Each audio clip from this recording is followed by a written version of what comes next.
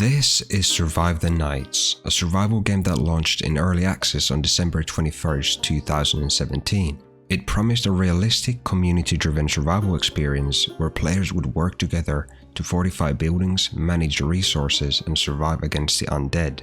It had an ambitious vision, real-world survival mechanics, power grids, mental health management, features that set it apart from the usual zombie survival games. But today, it's barely holding on. Right now, Survive the Nights is practically a ghost town, yet the project and the vision for the game is very much alive, receiving regular updates even in 2025. I wanted to check this game out for myself, to see what's left, what's changed, and whether Survive the Nights is still worth playing. And as it turns out, this particular game might be the hidden gem among all the other Survivor games that flood the Steam market. I spawned in a random cottage, and I gathered some resources that I could find, and then I noticed that I had spawned with a revolver. This house was in the middle of what seemed to be a swamp. Without wasting too much time, I checked a couple more buildings around me for loot. Then I took a look at the map, and it told me the exact location where I was, and I noticed that there was a town close by, so that's where I started to run. Very soon I found myself faced with the first wild animals, namely the chicken. I shot one of them and collected the meat. On my way to the town, I also stumbled upon the first zombies. They were quite easy to kill with a well-placed headshot. Now I must mention that during the day, the zombies may appear quite stupid and slow and weak, but when the night comes, everything changes. Now I didn't know this at the time, but I guess I should have realized it from the title of the game. Next I found a whole flamethrower, and it turned out to be a decent weapon against a small group of zombies. I finally arrived in a place called Union Point, and I was immediately greeted with a sight that could have been straight from the Skid Row, with all the tents by the side of the road.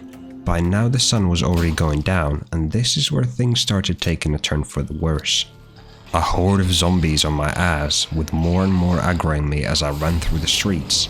Somehow I managed to escape them, but now I found myself stuck in a house. All I could do was light up the fire, warm myself up, and wait for the night to pass. A couple minutes went by, but eventually the zombies found my hiding place. They stormed inside, ending up in me having to respawn. This time I was going to take a different approach. When the night came, I would be much better prepared. I started leveling up my character by punching zombies. I salvaged different materials, and then I crafted an axe. The axe turned out to be a decent weapon against zombies in case I was out of ammo. I figured out how to boil dirty water to make it clean and drinkable, and I must say I love the way you can place these items in this game. I was headed to an airfield in the northeastern part of the map, but I realized that looting it would have to wait till the next day, as it was getting late. I settled in an abandoned 2-floor house. I salvaged everything I could and started crafting barricades which I would place under every window and in front of the doors. I didn't want the same thing happening where tons of zombies would attack me in the middle of the night. As the moon rose in the sky, I waited in silence. I was prepared in the case of zombies were to attack, but surprisingly, no one came. Even though I spent a good amount of time fortifying the house for seemingly nothing, I was still happy that I would see the next day and I would get to explore the airfield. The whole night went peacefully, and as soon as the next morning came, I left my temporary home in search for better gear at the airfield. When I arrived at the entrance, I could already tell that this place was going to be filled with more zombies, and this time they were armored. I checked the first building and took some of the loot inside, and then I found a staircase leading down to some underground levels, but I decided to leave that for later. Then I found an assault rifle. The guns I had now had different levels of durability, and the lower the durability is in your weapon, it is more likely to jam. I spent some time checking the barracks and other buildings at the airfield, and once again it was time to prepare for the night. I spent the night at the top of a watchtower. Then I got a notification about a horde approaching. Luckily I was able to avoid it by hiding inside the building. I made my way towards the main building. I was greeted with more zombies, and some of them were wearing some super heavy armor, but I was still able to take them out. Earlier I had found a key card which would open a room inside the building. I tried using it and it worked. Inside was some more high-tier loot, including a key card for the underground area, which I mentioned about earlier. That's where I headed next. Inside were zombies that were wearing gas masks, which got me wondering if the place was going to be contaminated. My weapons were very low on durability, which meant that they kept jamming every now and then. I got to the door where I had to use the keycard. By now, I knew to expect a group of zombies to be right behind it, so I took some steps back and killed them. The tunnels kept on going down and more zombies kept coming at me. I realized that if this kept going on, I would eventually run out of ammo, but I trusted that the ammo I collected there would be enough. The next room was some type of an infirmary.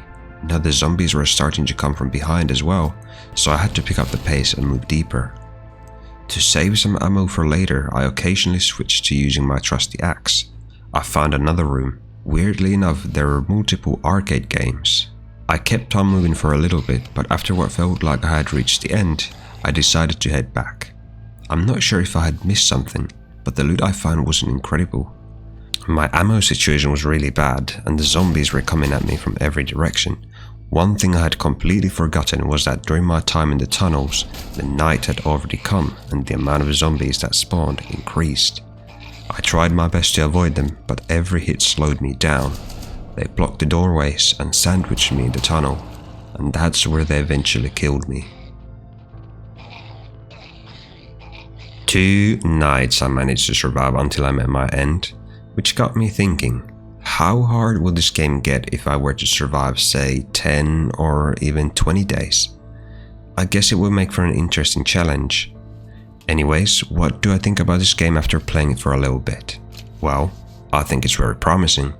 It's got decently detailed survival mechanics, recipes, level up system, huge map, multiplayer, and much more.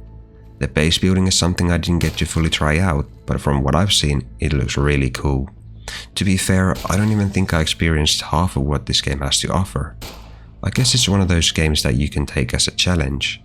How many nights you can survive. And by the way, as I mentioned, it's a multiplayer, so you can also play this with friends.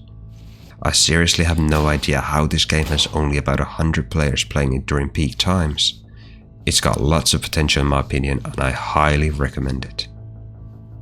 That brings us to the end of this video. What do you think? Should I give it another go?